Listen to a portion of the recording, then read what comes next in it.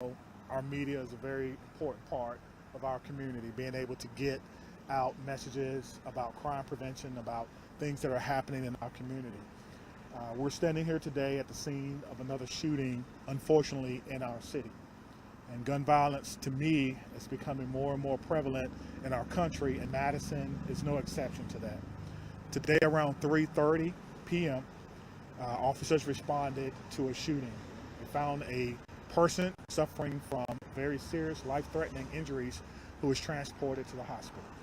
Officers have been in this area because of various complaints, so we were pretty quick to get here, but not quick enough. As you can see, around 3:30, it wasn't overcast. It was a nice day.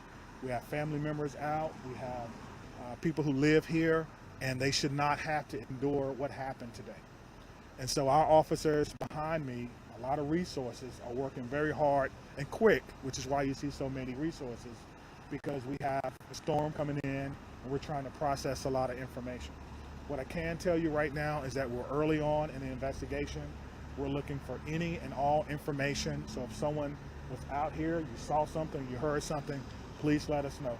I want to thank the state troopers who came out and helped us on this call. I want to thank the officers and detectives, and of course, the community.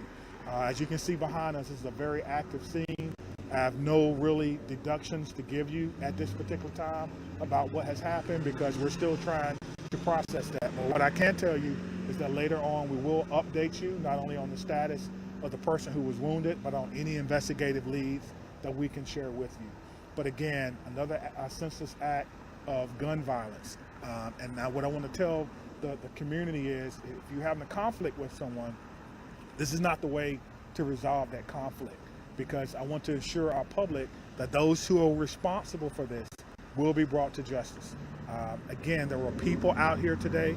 There were families, there were children. It was in the daytime, it's the summertime, and no one should have to endure this. And I promise you that these officers behind me are literally, no stone will be left unturned until we collect all evidence and we process that evidence to determine who is responsible for this.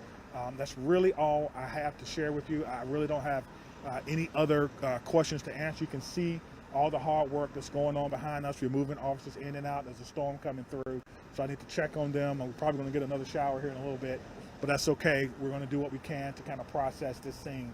We'll collect any type of vehicles that may be involved, any type of evidence, whatever we have, we'll take that back so we can process it, because when the wet weather could affect what we have. So we're working really hard on that, okay? Was anyone killed?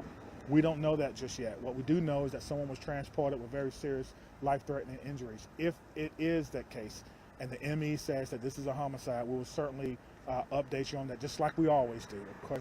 So we'll risk to the do public that right now, yes or no? You know, whenever someone gets shot, whenever there's someone with a gun, there's always a risk to the public. But what I will tell you is we believe that this was an interpersonal conflict, and to the general public, we do not believe that there's a danger. Anyone in custody at this point? No one is in custody at this time. That's what we're working to ascertain right now. Very early on, less than 2 hours in, but we do believe that we're going to try to bring a swift resolution to this. With the amount of people that were out, we're trying to get as much cooperation as we can, which, if you saw something, you think you may know something, please do not hesitate to pick the phone, call us, call Crime Stoppers. You can do that anonymously, because you're right. We want to get someone in custody. We want to make sure that there's no other danger to the community. And one way to do that is to make sure that whoever is responsible for this is brought to justice. But again, as you can see behind me, this is a very, very active scene. It's early on, probably less than 2 hours from this occurring. And so there's a lot of work to be done, and we're going to get to that work right now. So thank you.